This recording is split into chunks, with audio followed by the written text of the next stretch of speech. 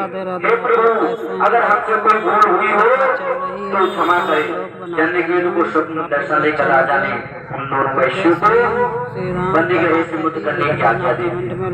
अगर आप भगवान के अंदर भक्ति से चले जाते हैं, भाव से चले जाते हैं, तो आपका उद्धार होना ही होना है, आपका कल्याण होना ही होना है। इसलिए प्रसन्न हुई और राजा ने उनको आज्ञा दे दी।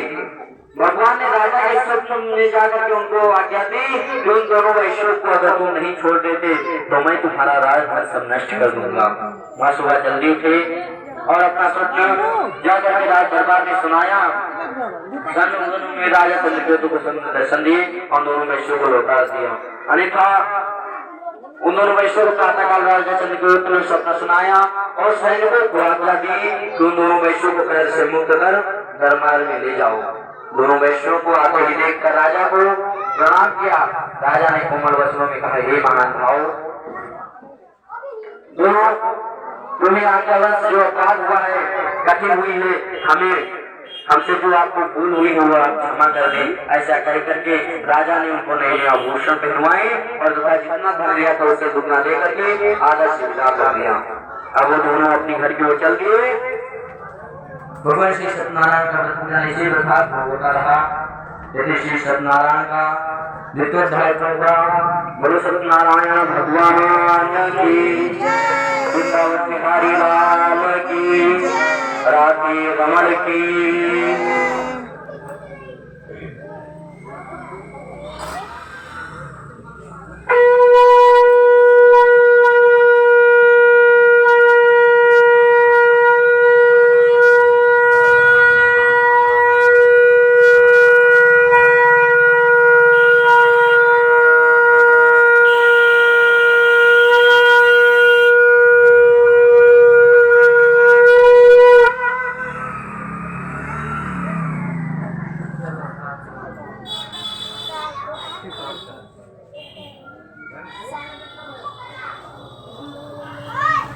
सूर्य ने आगे कहा, वैश्य ने आता आरंभ की और अपने नगर की ओर चल पड़ा।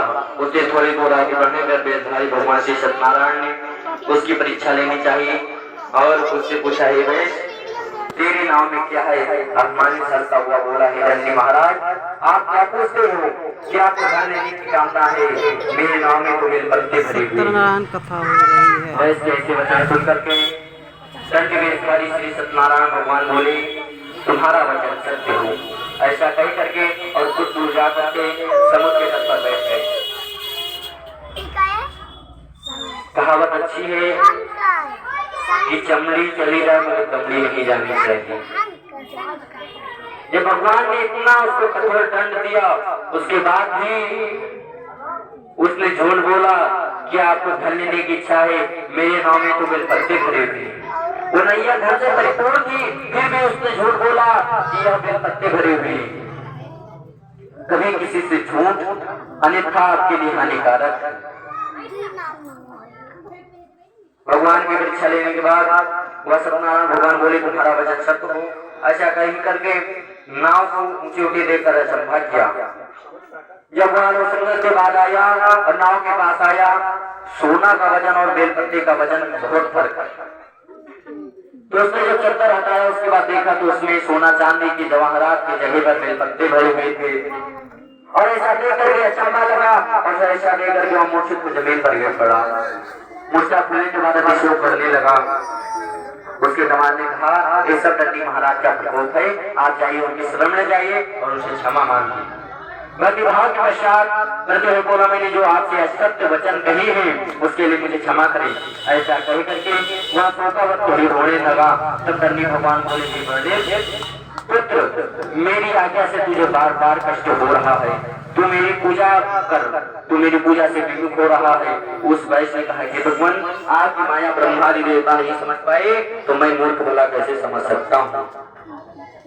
मैं मूर्ख भला कैसे समझ सकता हूँ?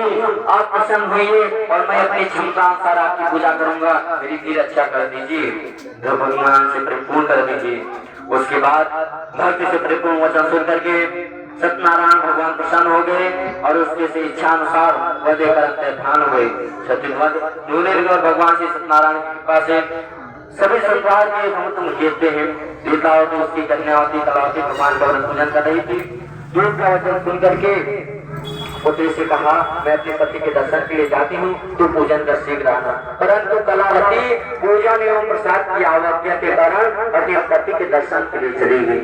हमेशा हमारी जितनी माताएं हैं सभी से भी कहना है कि अपने बच्चों को, अपनी बच्चियों को ये ध्यान में हमेशा संस्कार सिखाएं और हमेशा अपने से अच्छा बनाएं, ना कि अपने से 10 गुना खराब किसी को बनाएं। यही कामना हमेशा रहती है कि जो माताएं बहनी वो भी हमारे भारत की, हमारे सनातन धर्म की शोभा है।